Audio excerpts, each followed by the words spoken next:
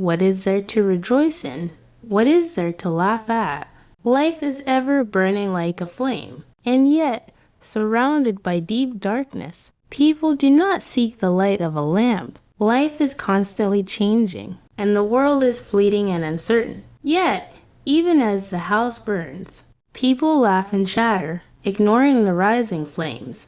The Buddha asks us, have you lit the lamp of your mind? To escape the darkness born of greed, anger, and delusion, we must illuminate ourselves with the lamp of wisdom. That light is the awakened mind. May you light the lamp within your heart today, so that even in the darkness, you never lose your way. One may look upon this body and take comfort in its form, but countless thoughts bring forth affliction. How, then, can this be the truth?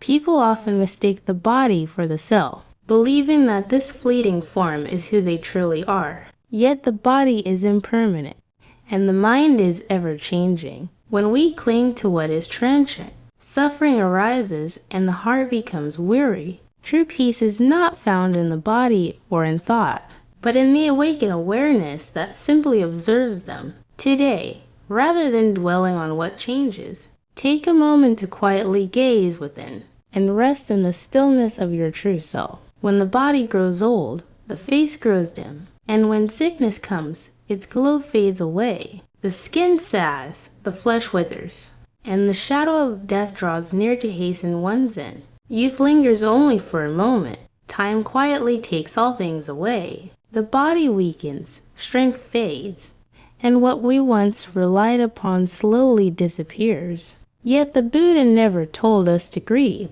He taught us instead to awaken within this impermanence, to see clearly this very moment as it is, when we behold the unchanging truth through the changing body. The heart already touches peace. May you, too, guard that true and peaceful heart amid the fleeting years of this life. When the body dies and the spirit departs, like a gourd left to wither in the autumn field, the flesh decays and only bare white bones remain. How then can one trust this body? The body we cherish and adorn is but a handful of dust that returns to the earth. Beauty, youth, and strength, all are fleeting shadows that soon fade away. Yet people cling to this body, believing it to be the true self. But the Buddha taught, the true self is not this perishing form, but the serene mind free from attachment. May you, today, look beyond the vanishing body and seek the everlasting peace that shines within the awakened heart. This body is like a fortress, wrapped in flesh and filled with blood, from birth to old age and finally to death.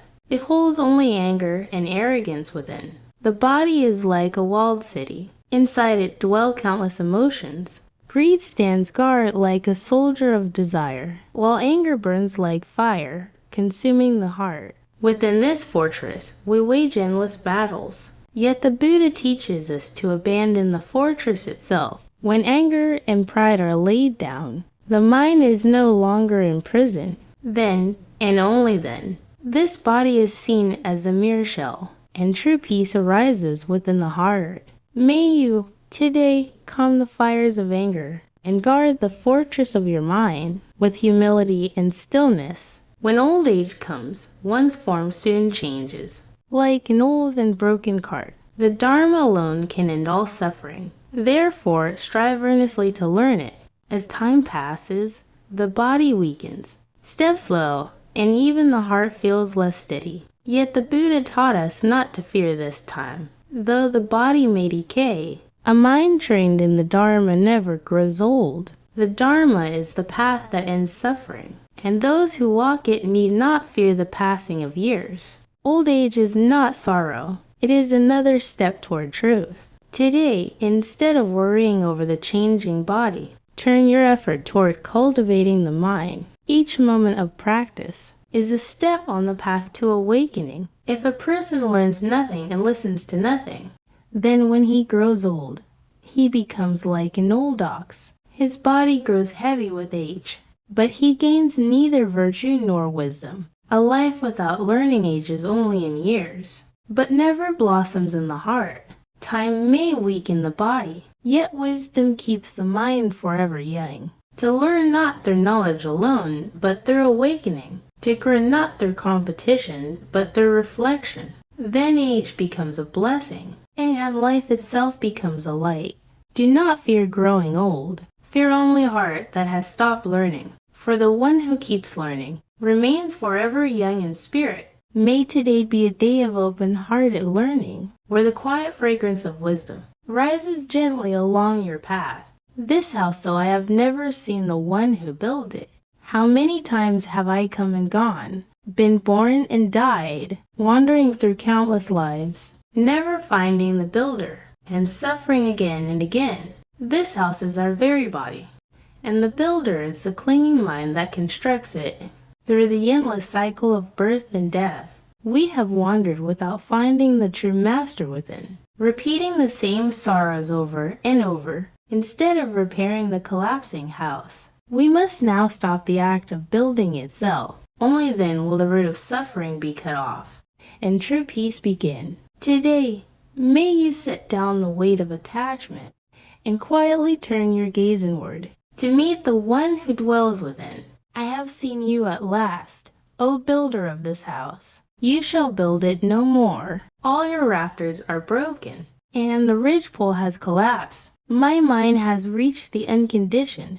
All craving and desire are gone. The builder of the house is craving and ignorance, the root of endless becoming. When one truly sees this builder, one no longer constructs the house of attachment. The broken rafters and fallen beams symbolize the end of greed and delusion. In that moment, the mind grows still, and the peace of nirvana dawns. Today, lay down the house built by desire, and dwell for a while in the spacious quiet of peace. If one does not cultivate pure conduct, and gathers no wealth in one's youthful days, then in old age one will wander lonely, like a white heron by an empty pond. Youth does not last forever. The virtues we failed to nurture in our younger days cannot protect us when we grow old. Like a bird pacing beside a pond with no fish, the heart becomes empty, filled only with loneliness and regret.